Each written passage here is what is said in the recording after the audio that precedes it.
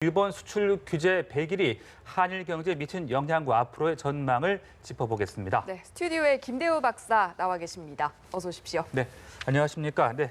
자, 이렇게 일본이 우리나라의 수출 규제 조치를 단행한 지 벌써 100일이 됐네요. 그동안 100일 상황들 어떻게 좀 보셨습니까? 네, 일본이 우리나라 액침가스 등에 대한 이 수출을 규제한 게 지난 7월 4일이었습니다. 네. 그로부터 오늘로 꼭 100일이 됐죠. 그동안 참 걱정도 많고 근심도 많았었는데 현재까지 나타난 것을 보면 적어도 지수상으로는 일본의 수출 규제로 인한 한국 경제의 타격은 아주 미미하다 이렇게 볼 수 있습니다. 또 이 액침가스나 포토레지스트 등이 들어오지 않아서 생산 차질이 일어났던 대목은 전혀 없습니다. 그런 면에서 상당히 예상보다는 선방을 잘하고 있다. 네. 이렇게 종합적으로 평가가 됩니다. 그러나 이번 이 한국과 일본 간의 이 경제 전쟁은 애당초부터 100일 만에 끝나고 그 모든 것이 마무리될 전쟁이 아닙니다. 예. 일본의 이 백색 국가 리스트, 이 화이트 리스트에 제외한 것 자체가 일본이 한국을 향해서 언제든지 그 칼을 뽑을 수 있도록 이를테면 전투로 치면 총에 장전을 해놓은 상태로 지금 그 한국을 향해서 쳐다보고 있거든요. 예. 실제로 백색 국가를 지정하면서 1,100개 정도 품목이 한국이 언제든지 제재를 받을 수가 있는데 아직까지는 일본이 공식적으로 그리고 공개적으로 전면전 공격을 하지 않았습니다. 예. 지금 다만 세 개가 문제가 되는 게 반도체 디스플레이의 재료가 되는 이 포토리스트, 감광제, 그다음에 이 불화수소 이런 게 세 개가 문제인데 현재까지 7번 일본이 수출 허가를 했거든요. 그런데 거기에 대해서도 우리가 그동안에 상당수 원료 재고가 있었고 또 대기업들이 아주 빠른 속도로 외국으로부터서 대체제들을 좀 찾아왔고 또 국내에서도 일부 개발을 했습니다. 네. 그러나 일본이 본격적으로 규제를 가한다고 그러면 이 전쟁은 앞으로 상당히 더 확산되고 심화될 수 있다. 그런 면에서 우려는 완전히 가시지 않았다 이렇게 볼 수 네, 있습니다. 우려는 완전히 가시지 않았지만 어찌됐건 산업계에서 받은 영향은 미미한 것으로 평가된다라고 얘기를 해주셨는데 거꾸로 일본은 그렇다면 어떻게 좀 영향을 받았다고 볼 수 있을까요? 네, 일본도 거시경제 전체로는 뭐 거의 영향이 없다고 볼 수가 있고요. 다만 일본의 지방자치단체들, 일본은 우리보다 지방자치단체가 역사도 길고 재정이 더 분리되어 있습니다. 특히 노후화, 일본의 고령화 추세로 해서 지방들이 지금 텅텅 비어 있는데 그동안에 한국에 관광객이 가서 일본 지방을 살려준 측면이 많거든요. 그런데 한국 관광객이 급격히 줄어들면서 일본 지방 재정이 급격히 나빠졌습니다.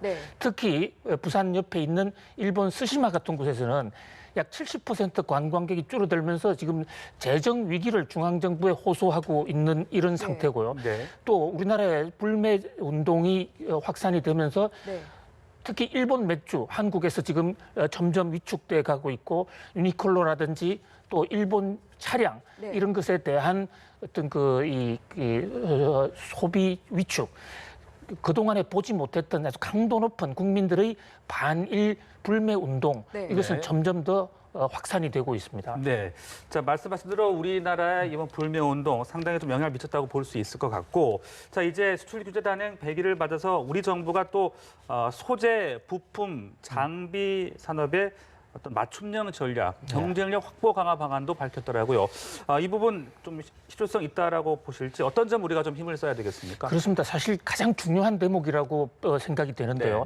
일본의 수출 규제에 일희일비 하나하나 대응하는 것도 중요하지만 그동안에 우리 경제가 일본에 대해서 예속되어 왔던 이른바 그것을 일본에서는 가마우치 경제라고 그러지 않습니까? 일본이 소재 부품을 공급해 주지 않으면 한국은 살지 못하고 한국이 수출해봤자 소재 부품에 대한 로열티 내고 나면 한국은 남는 것이 없다.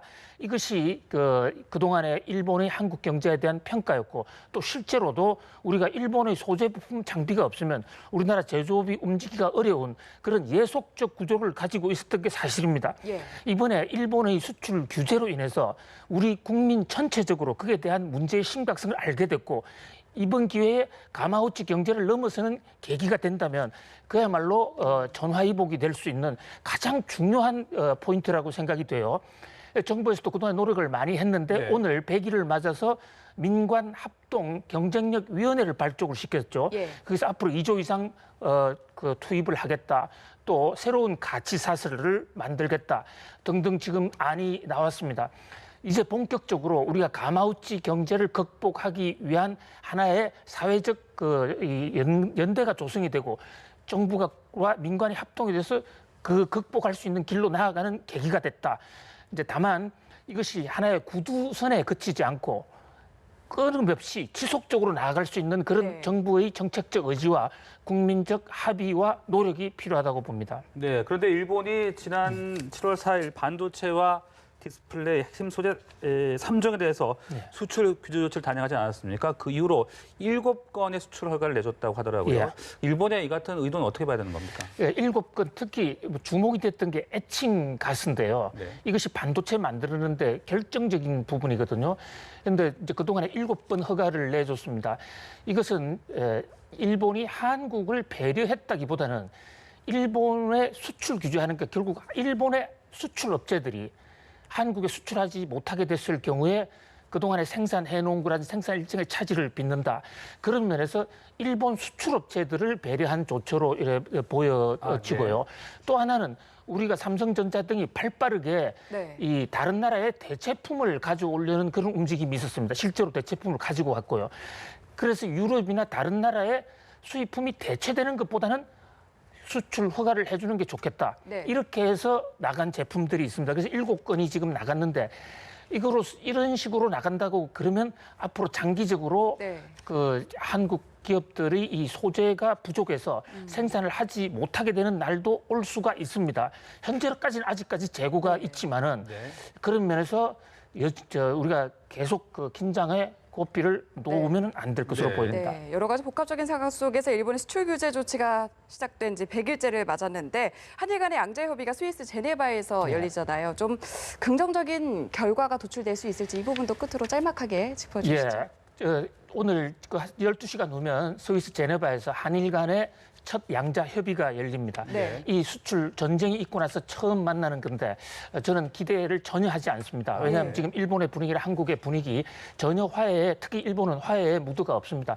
또 내일 아침에 만나는 것은 일본이 한국과 화해하겠다고 만나는 것이 아니라 네. 우리가 WTO 절차에서 제소를 하니까 제소를 하게 되면 일단 양자 절차를 거치게 돼 있습니다. 네. 일본이 만약에 그게 안 나오면 국제사회의 비난은 뿐만이 아니라 앞으로 절차에서도 불리해지기 때문에 나온 네. 겁니다. 어쩔 수 없이. 예, 그래서 내일 아침에 예정된 이 WTO 양자 협의는 결국은 한 번 더 서로의 차이만을 확인하는 것이 그 싸움의 장이 연장선이 될 것이고요. 그 절차가 끝나고 나면 이제 국제 패널 위원회로 넘어가게 됩니다. 네. 국제사회가 함께하는 상태에서 어느 나라가 잘했나 잘못했나를 따지게 되는 이제 본격적인 전쟁에 들어가게 된다 이렇게 볼 수 있습니다. 네, 알겠습니다. 지금까지 김대호 경제일기 김대호 박사와 함께 말씀 나눴습니다. 고맙습니다. 잘 들었습니다.